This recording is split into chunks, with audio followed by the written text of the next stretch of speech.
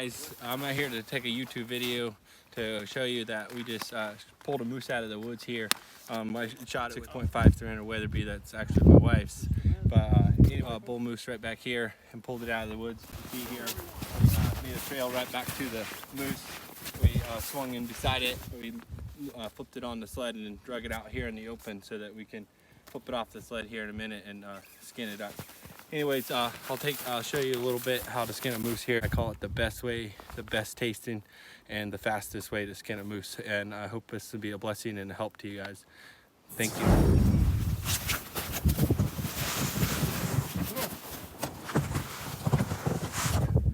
Hello again, this is Joe Hale. I wanted to show you a few tools that we're going to be using to cut this moose up behind us here, the bull moose that we just shot.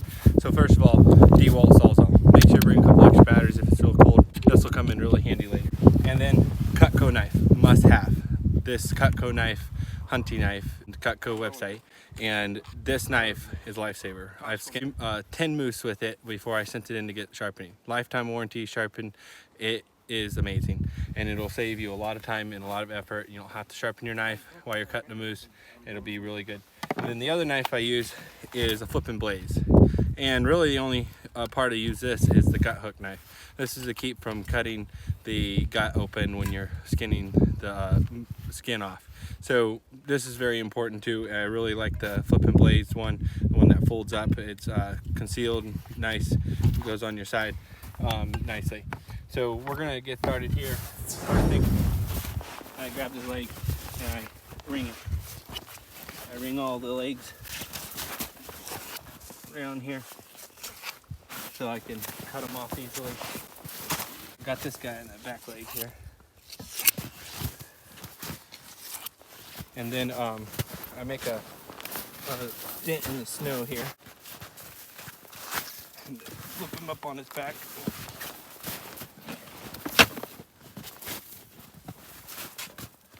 There, got him up on his back now. Get him stabilized. Take my knife and just start down.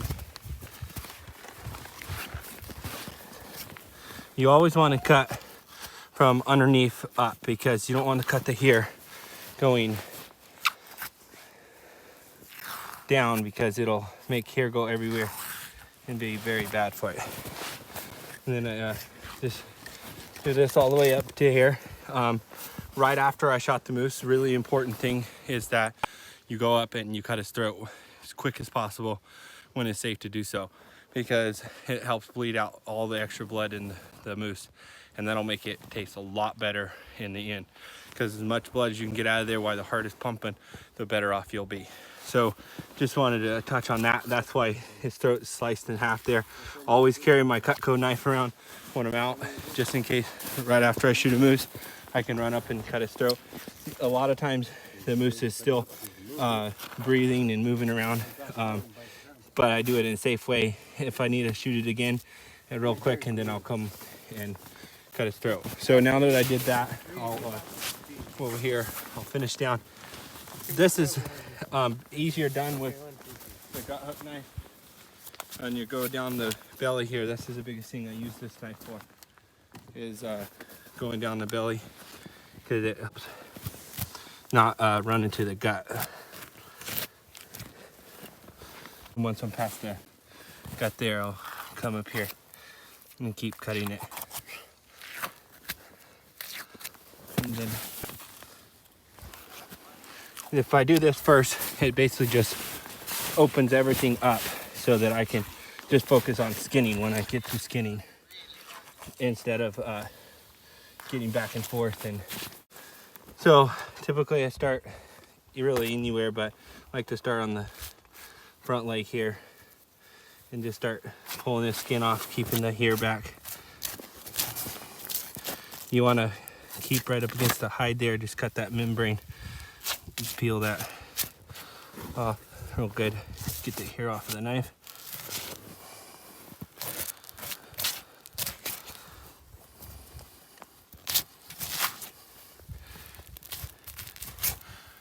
As you see, this knife is really sharp. It likes to cut through.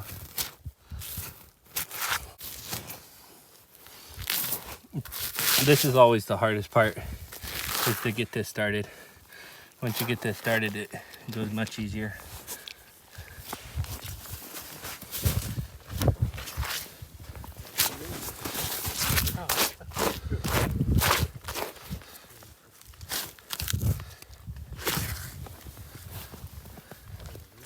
This is where it comes in handy if someone here, they can hold this leg, but I like to tuck it around behind me, and then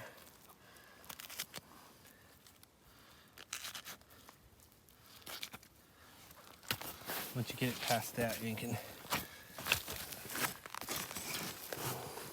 I leave the hoof on there and here because the end of this leg, because it helps me be able to have a leverage out here a little bit forward. Like I'll stick it between my legs. If you go ahead and cut that off to start with, you lose that leverage that you have on there. So that's why I like to leave it on until just before I cut the leg off. I'll show you. Take the sawzall and I'll cut it off. And keep skinning this around here. We want to come around this side.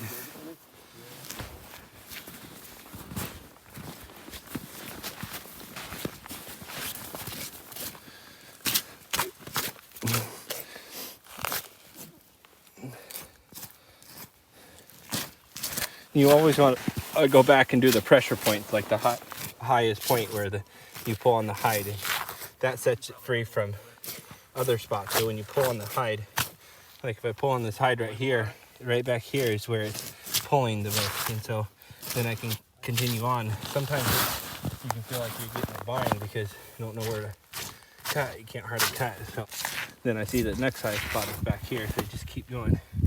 Wow, this knife is sharp. Just slices right through the hide like butter.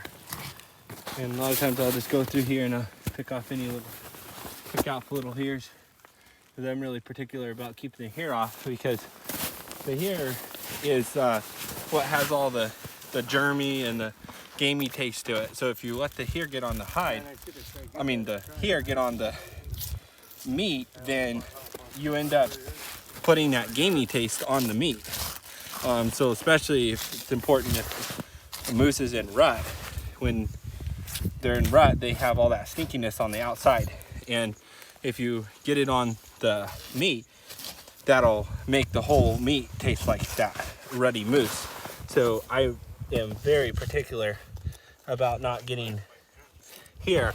Now you'll get some hair on the hides right up here where you're cutting it open, like right here where I sliced it down. There's a little bit of hair, but you take your knife and scrape that off. Do it right away before it sits on there too long. Then it works pretty well that way.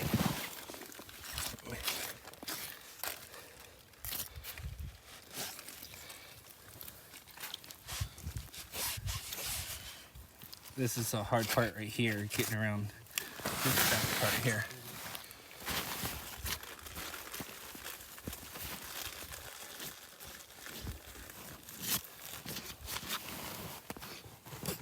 I'll put a hole in there every so often so I can put my finger on there and pull. It's really nice that way. If you're not like trying to save the hide or anything, then holes don't matter.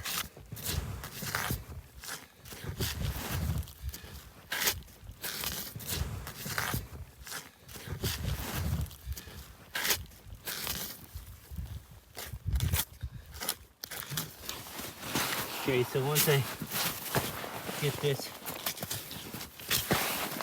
scant all the way like that, there's a bolt hole right there, then I'll come over to this side and do the same thing fully on this side.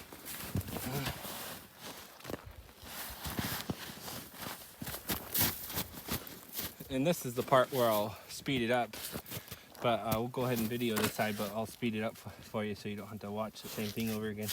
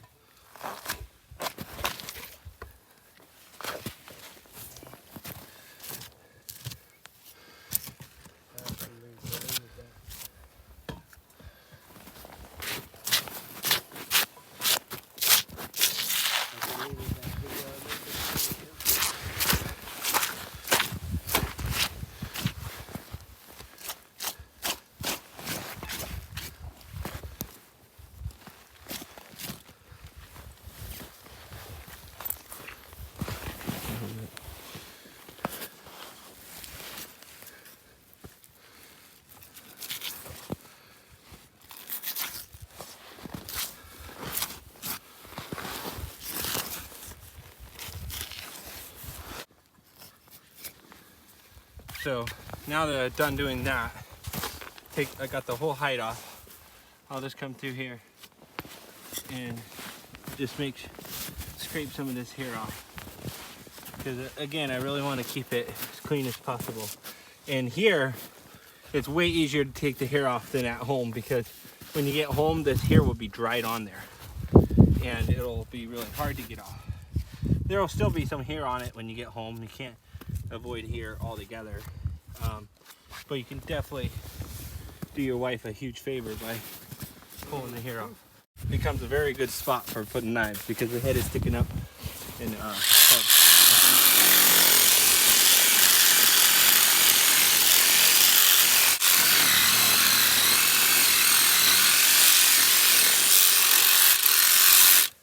And thank you to Dewalt for a very nice sawzall.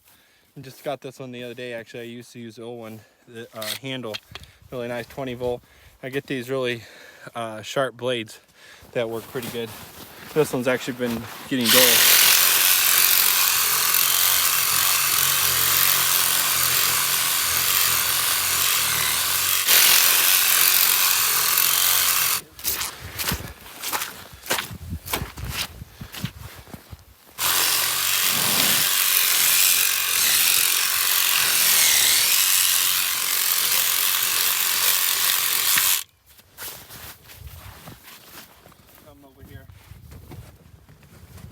And I'll pull this leg, cut a little hole in there so I can grab it, come back here and start cutting this leg off.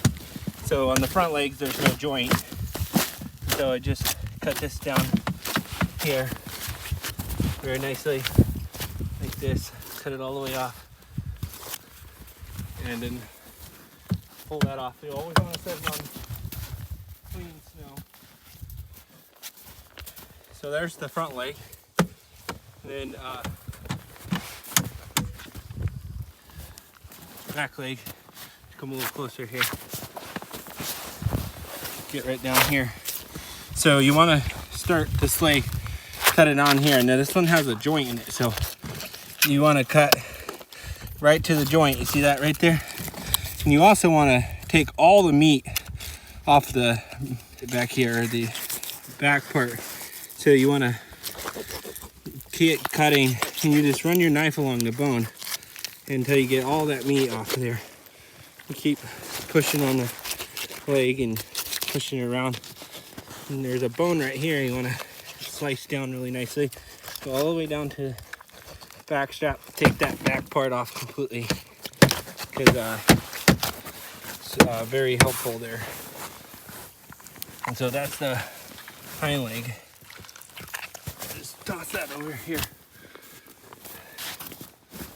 Now that that's like that, I'll get my gut hook knife. This is where this comes in the most handy. You want to stick it in right here. You want to make a little slice. Actually, first I like to take off the back strap. So back strap runs along here, all the way up into the neck meat. So I'll cut this nicely, and I'll peel off this back strap along here, just this one side, and then on the other side, peel it off. This is a little bit challenging because you gotta try to stay along the bone here, and you're just peeling this off.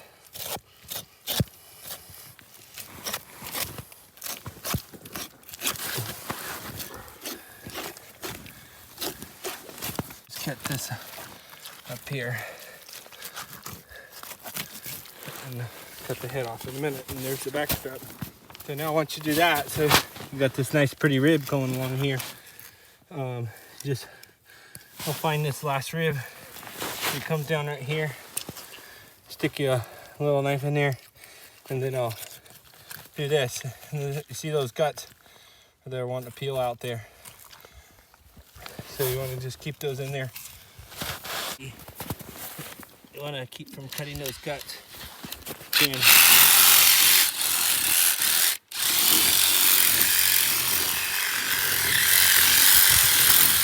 Put that right along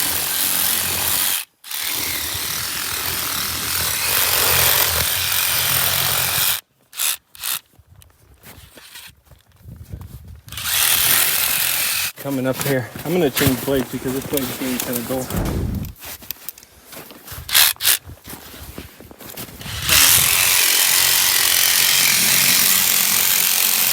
Just keep coming, cut right up.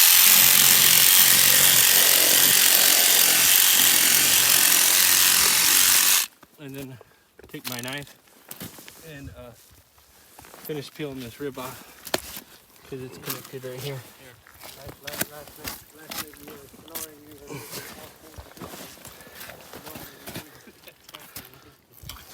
Make a handle.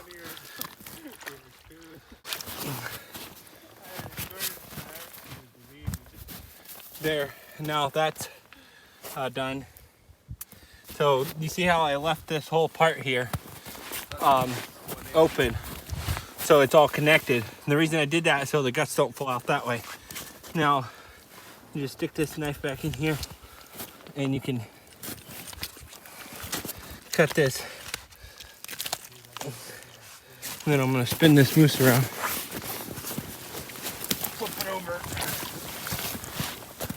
Flip it over on that side. And now I don't have to touch the guts anymore. Finish peeling that hide off. Grab this leg, cut a little handle in right there. And that way I can grab a hold of it. Cut this leg off the same way. Peel it off down here.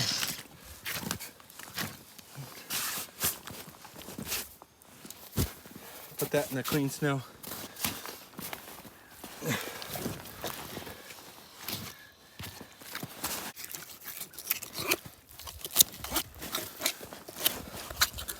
So the same way, just keep peeling off right along the bone there.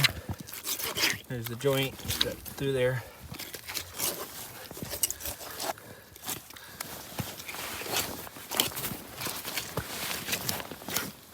And that way you get the best part of the moose is right there, the ham.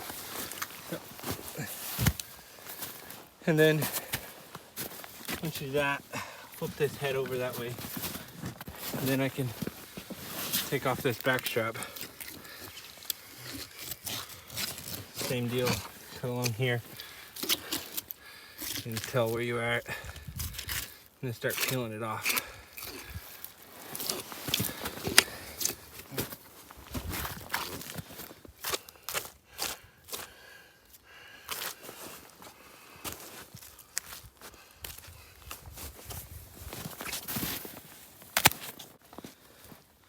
Finish trimming off this neck meat here.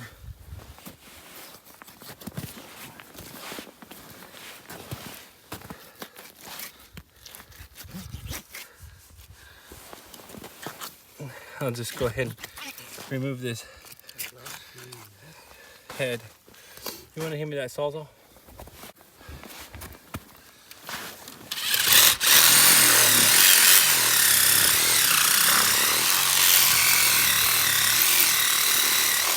A lot of people will cut the head off where the joint is, and you know, that's fine. I do that sometimes too, but it just seems like a much faster way to go about it, to just take the head off with a sawzall. I'm trying to get some of this hair off, you know, a lot of hair right by the neck here. And I'll just finish taking off this neck meat around here.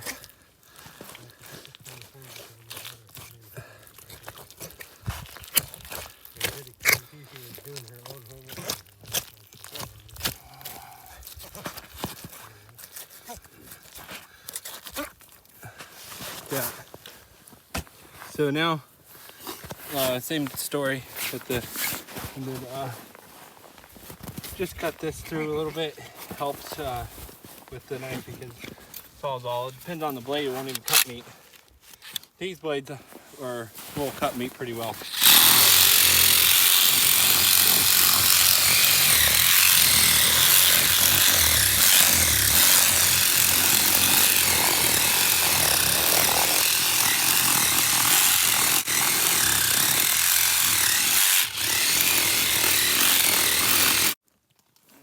And then you just cut this off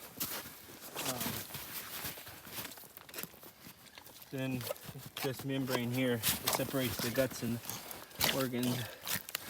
Then it's like that, and I leave the brisket on that side so you don't have to deal with it. See, then it's on the one rib. All like that, and then the only last thing is the tenderloin, which are some of the best part of the meat. So just come in here, peel the guts away from it. That way you don't have to ever touch the guts and split them open and risk getting bad stuff on your meat. So right here you have 2 tenderloins. Just want to come in here and peel this off, and it's like this. And these will probably be dinner for tonight, because they're very yummy, especially when they're fresh and out here. And when we get back to the tent tonight, we'll cook these up, and maybe some bacon grease left over from this morning, and it should be really good and be yummy. Well, that's that, and just leave it all right that. And if you want to take the head home, you can. That's what I take home, and there's really no more meat on that. And thank you for watching.